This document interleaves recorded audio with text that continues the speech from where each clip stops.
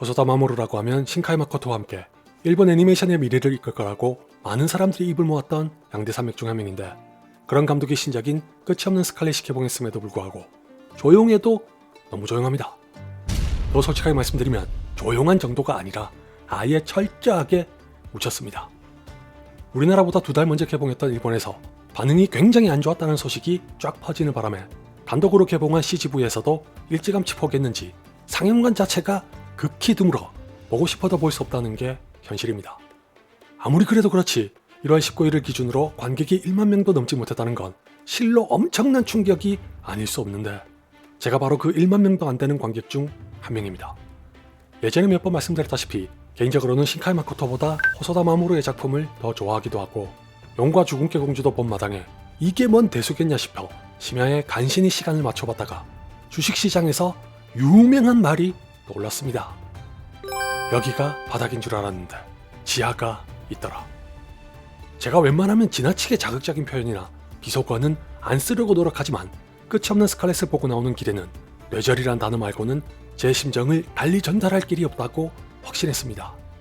절대 편견에 갇혀보거나 악평을 목적으로 본 게 아니란 것에 제 손모가지를 걸고 말씀드리는데, 아마 경천동지에 준하는 기적이 발생하지 않는 한 끝이 없는 스칼렛은 올해 최악의 작품 중 하나로 확정입니다. 지금부터는 약간의 스포일러가 있으니 주의하세요. 덴마크의 왕녀인 스칼렛은 어질고 인자한 성품으로 백성들의 사랑과 존경을 받는 왕인 암렛의 딸입니다. 암렛은 딸에게도 항상 따뜻한 사람이라 이웃나라와는 적대보다 우호와 신뢰를 쌓아야 한다는 가르침을 주며 평화로운 나날을 보냈으나, 암렛의 동생인 클로디어스는 형을 못마땅하게 여겨 비겁한 자로 몰아갑니다. 덩달아 암렛의 아내인 거트루드가 클로디어스의 성미를 부채질하자 암렛은 하루아침에 반역자로 몰려 딸과 백성들이 지켜보는 가운데 처형되고 맙니다. 그 참극을 지켜볼 수밖에 없었던 스칼렛은 속으로 분노를 사기면서 복수할 날만 꿈꿉니다. 스칼렛은 오로지 아버지의 복수만을 기다리며 오랜 시간 동안 묵묵히 칼을 갈다가 마침내 클로디어스에게 일격을 날리려 하지만, 이 교활하기 짝이 없는 자가 스칼렛의 의중을 모를 리 없어 도리어 역으로 당해 사망합니다. 참 허무하게도 아버지의 복수를 하기는커녕 자신마저 같은 꼴을 당하게 된 스칼렛은 생사와 시간이 뒤섞인 기묘한 세계로 떨어집니다. 스칼렛이 정신을 차리자마자 억울하고 원통한 신세에 절규하고 있을 때 웬 할머니가 나타나 클로디어스가 여기 어딘가에 있다는 걸 알려줍니다. 그 말을 듣고 다시 복수심에 타오른 스칼렛은 클로디어스를 찾아 저승인지 어딘지 모를 기묘한 세계를 방황하던 중에 자신이 아직 살아있다고 믿는 이상한 차림새의 남자를 만납니다. 먼 미래에서 온 이 남자의 이름은 히지리. 간호사라 스칼렛에게 도움이 될 것 같아 동행하기로 합니다. 여러분도 대번에 눈치채셨을 텐데 두 사람의 정체성은 극명하게 대비됩니다. 스칼렛은 누군가를 죽이기 위해 혈안이 됐다면, 히지리는 누가 됐든 목숨을 살리는 게 직업입니다. 따라서 결코 어울릴 수 없을 것 같은 관계였으나, 두 사람이 함께 떠난 복수의 여정에서 다양한 사람을 만나고 여러 사건을 겪게 되면서 스칼렛은 점차 히지리에게 동화되어 갑니다. 급기야 서로에게 감정적으로 이끌리게 되지만, 스칼렛은 이제 아버지의 복수를 넘어 기묘한 세계에 갇힌 무고한 사람들을 구하기 위해 여전히 왕노릇을 하고 있는 클로디어스에게 갑니다. 끝이 없는 스칼렛에 대한 무시무시한 소문과 달리 전반부는 의외로 상당히 볼만합니다. 전작인 용과 죽음의 공주가 미녀와 야수를 차용했던 것처럼 이번에는 주인공의 이름과 성별 등이 바뀐 걸 제외하면 덴마크를 배경으로 한 것만 봐도 이 애니메이션이 햄릿에서 출발했다는 걸 친절하게 안내합니다. 덕분에 햄릿과 비교하면서 보는 재미도 있었고, 복수에 실패한 스칼렛이 기묘한 세계로 들어갈 때는 제가 아는 한 호소다 마모루의 작품에서 한 번도 본 적 없는 공포스러운 연출로 오싹하게 만듭니다. 개인적으로는 호소다 마모루의 공포 애니메이션을 기대하게 될 정도로 굉장히 인상적이었습니다. 그 직후에 펼쳐지는 기묘한 세계의 황량하고 삭막한 풍경은 덴마크를 벗어나 무대를 옮긴 배경의 스케일과 성격을 단숨에 드러냅니다. 용과 죽음의 공주가 개봉했을 때도 작화에 대한 칭찬은 많았던 걸로 기억하지만, 저는 호소다 마모루가 끝이 없는 스칼렛에서 스타일을 꽤 바꾼 작화에 또 한 번 감탄했습니다. 특히 스칼렛의 캐릭터 디자인과 채색은 호소다 마모루의 역대 캐릭터 중 최고라고 생각합니다.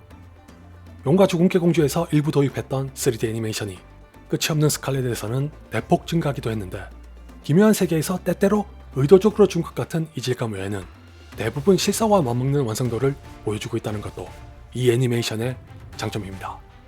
과장이 아니라 결말부에 볼 수 있는 배경은 제임스 카메론의 아바타를 초월해 실사를 그대로 옮긴 것 같다는 의심을 품게 될 정도로 퀄리티가 막강합니다. 뿐만 아니라 알고 보니 모션 캡처를 바탕으로 했다는 검토 장면은 정교한 작화에 낮은 프레임이 더해져 훨씬 역동적이고 박력 있는 묘사로 애니메이션이라 가능한 영역을 보여주기도 합니다.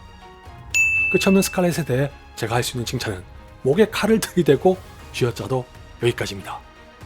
정확하게는 히지리가 나타났을 때부터 이 애니메이션은 걷잡을 수 없이 무너지기 시작하지만 사실 그전에도 마냥 조짐이 좋았던 건 아닙니다.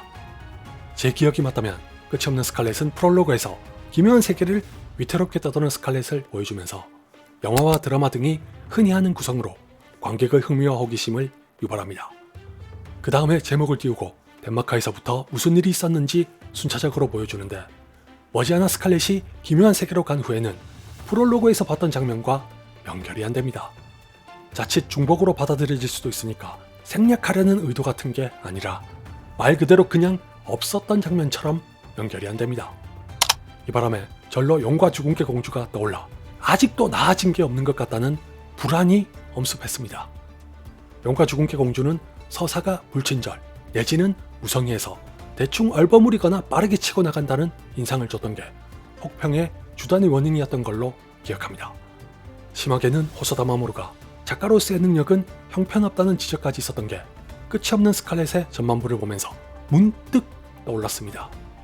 물론 벌써 단정하기에는 이른 시간이었고 용과 죽음의 공주가 보여준 밝고 부드러운 작화보다 끝이 없는 스칼렛의 어둡고 거친 작화가 마음에 들기도 해 호소다 마모루의 색다른 변신을 본다는 걸로 만족했으나 히지리가 등장하면서부터 개연성과 설득력 따위에는 조금 더 개의치 않는 각본에 점점 어이가 없어졌습니다.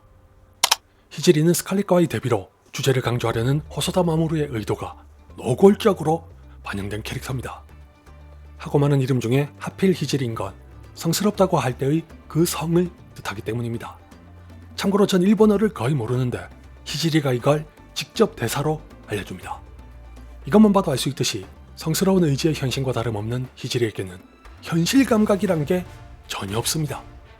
눈앞에 도적들이 나타나 약한 사람들을 구타하고 강탈하는 걸 봤을 때는 무작정 달려가 그만하라고 외치다가 얻어터지고 자신과 스칼렛을 해치려던 자들을 만나 위험천만한 순간을 겪었으면서도 정성을 다해 부상을 치료해줍니다.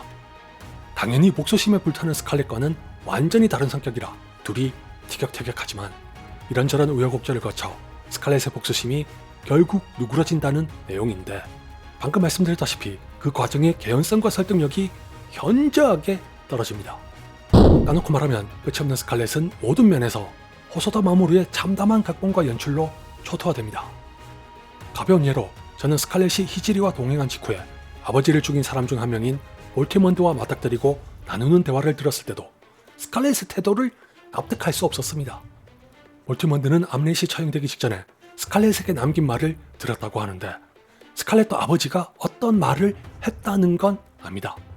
다만 먼 발치에 떨어져 있었기 때문에 제대로 듣기 위해 아버지에게 달려가는 도중에 이미 처형되신 바람에 무슨 말씀을 하셨는지 듣질 못합니다.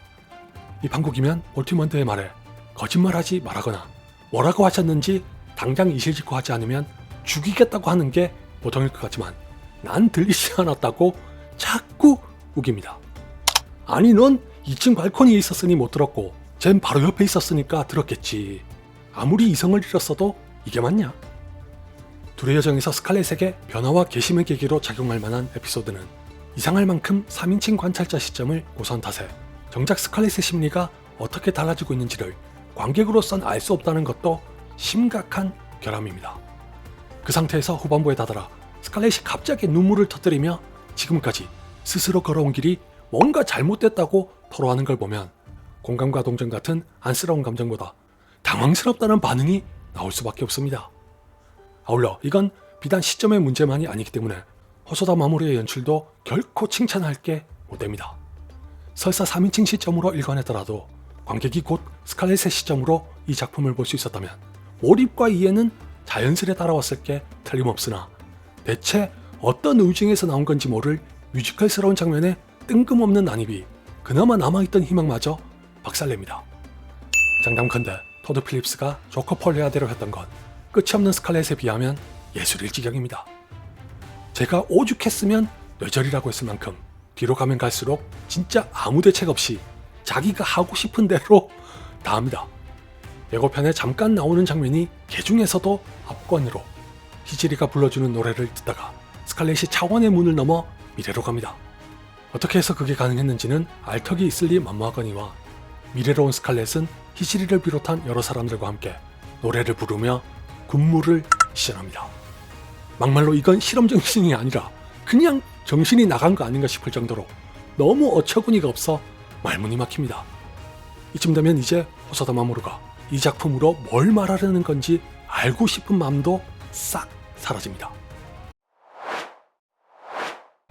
굳이 따지고 들자면 끝이 없는 스칼렛은 햄릿을 토대로 하되 어쩌면 햄릿이 죽어가면서 깨달았을지도 모를 복수라는 멍해와 폭력의 연쇄 반응을 끊어내야 한다고 말합니다. 암렛이 스칼렛에게 이웃나라와의 관계는 적대보다 우호와 신뢰가 중요하다고 말한 것에도 그런 의미가 담겨 있으나 진홍색과 다홍색 등을 뜻하는 스칼렛이란 이름은 피해 복수를 상징하는 동시에 마치 필연적인 의무처럼 짊어지고 살았던 운명이 알고 보면 스칼렛 스스로 낙인을 찍은 주홍글씨라는 걸 가리킵니다. 호소다 마모루는 근래에 좀 더 인류 보편적인 주제에 매진하는 모양새라 전작인 용과 죽음께 공주는 인터넷으로 뒤덮인 세상에서도 변하지 않았고 변하지 않았으면 하는 인정의 가치를 논했습니다. 사실 전 그 메시지에 대한 동의와는 별개로 설득력 있게 다가왔다고 생각하진 않는데 유감스럽게도 끝이 없는 스칼렛은 한술 더 뜹니다. 결말만 뚝 떼어놓고 보면 제법 인상적이지만 나머지에서는 작화와 음악 외에 건질 게 없습니다.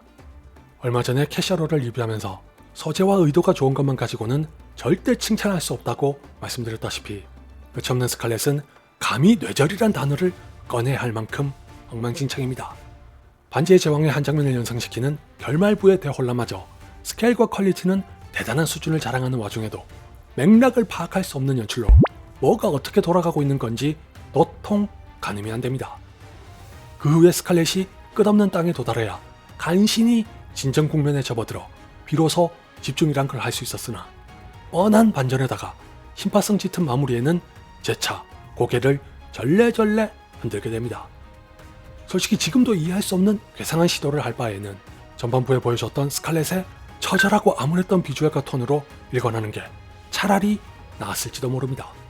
제작사의 요구나 흥행을 고려한다면 어지간히 배짱 있는 감독이 아니고서야 불가능했겠지만 완성도는 지금보다 높지 않았을까요?